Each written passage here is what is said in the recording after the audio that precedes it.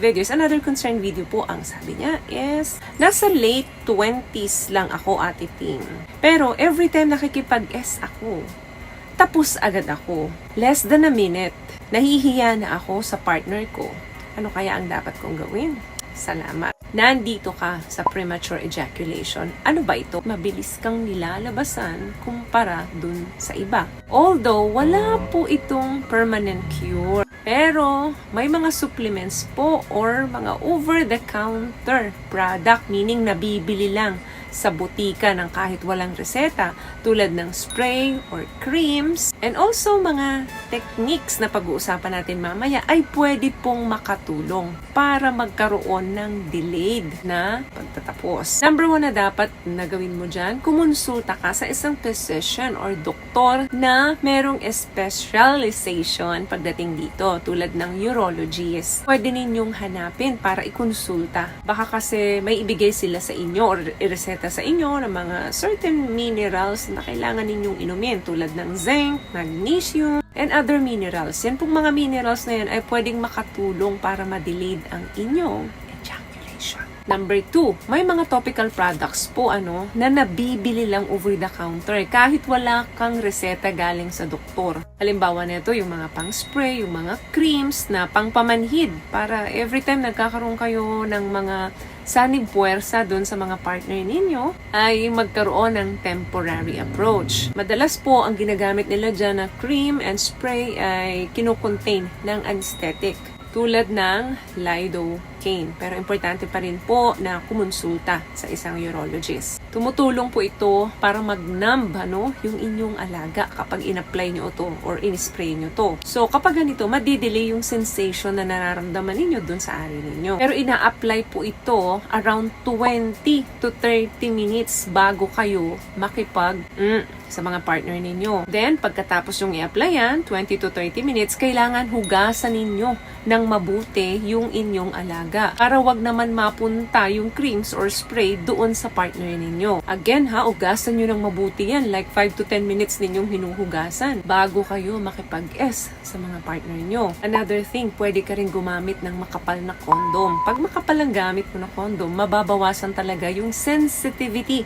or yung sensation ng alaga mo kapag ginamit mo ito dun sa partner mo. Dahil nga, hindi direct na sumasayad dun sa skin ng alaga mo. Again, kung sakaling gagamit kayo ng mga spray or ng creams, dun lang dapat sa ulo ng alaga nyo, hindi doon sa buong katawan. At hugasan ng mabuti bago ninyo gamitin ito sa mga partner ninyo. Hindi po pwedeng malagyan ng creams or spray na pangpamanhid yung vagina ng babae. Kasi siya naman ang posibleng hindi makatapos. At yung chemical na yan ay for topical lang, meaning panglabas lang ng balat, hindi pwedeng pangloob. Now, kung ang mga nabanggit ko ay hindi naman available or nahihiya kayong bumili or makipag-usap sa isang doktor, pwede naman kayong gumamit ng mga techniques. Ano ba ito? Number 1 po, Kegel exercise. May video na po ako nagawa. Pwede nyo pong gamitin yan or panoodin yan para malaman kung paano ito ginagawa. Napaka-healthy po niyan, mapababae or mapalalaki man, kapag ginagawa nyo ito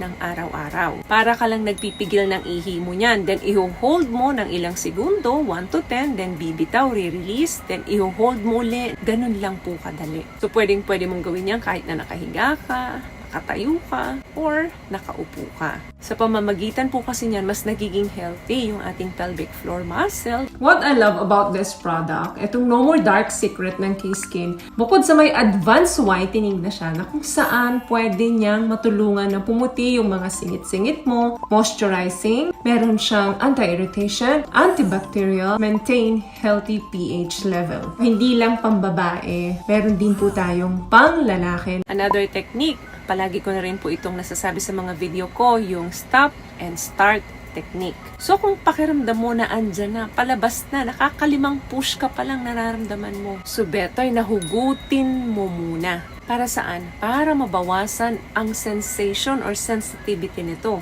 Then i-focus mo muna yung isip mo, hindi doon sa ginagawa nyo, kundi sa ibang bagay. Pwede mong isipin kung sino yung kaaway mo kahapon, yung mga taong naiinis ka, or yung mga pinagkautangan mo. Joke lang po. Ibig sabihin, huwag ka muna mag-focus doon sa ginagawa ninyo. Pwedeng bumalik ka muna sa pakikipag-foreplay sa kanya. Then, after few seconds, kung sa tingin mo bumaba na yung libog mo, no, then tsaka ka uli mag-start. Kaya po tinawag yan na stop and start technique.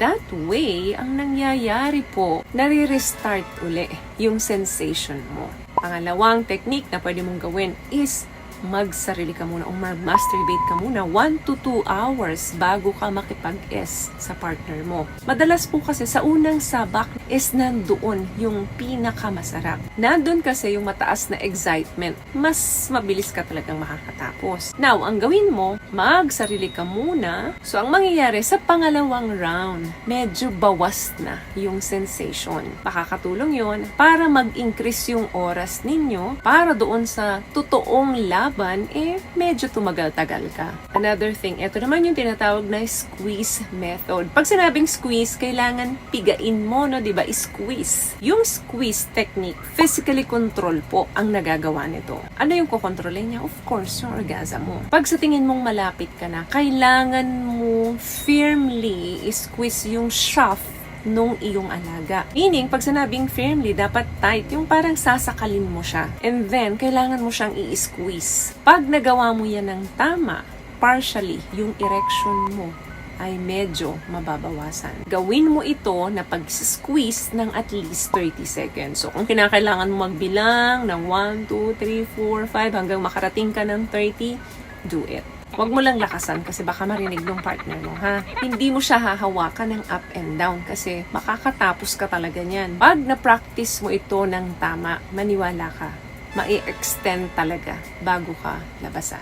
Meaning, kung dati 30 seconds tapos ka na, baka this time umabot ka ng 1 hanggang 2 minuto. Pwede na yun kesa sa segundo lang, di ba? Kailangan na maintindihan mo or makabisado mo yung sensation para alam mo kung paano ko kontrolin ito bago kalabasan. Ang premature ejaculation po is common sa mga kalalakihan. Meaning, hindi lang ikaw ang nakakaranas nito. Pero kung sa tingin mong nagiging worse ito habang tumatagal, better na pumunta po sa doktor para sa tamang diagnosis. Pwede po kasing may mga underlying health condition ka na hindi mo alam. Huwag pong matakot or mahiya na kumonsulta sa mga doktor, sa mga eksperto. Pag alam po kasi natin kung ano yung nangyayari sa katawan natin, of course, alam din po natin kung ano yung gagawin natin. So, may nakakabang tips sa mga napag-usapan natin ngayon. At kung nagustuhan mo ang ating video, please give it a thumbs up, comment down below, and also share this video na rin po sa mga kaibigan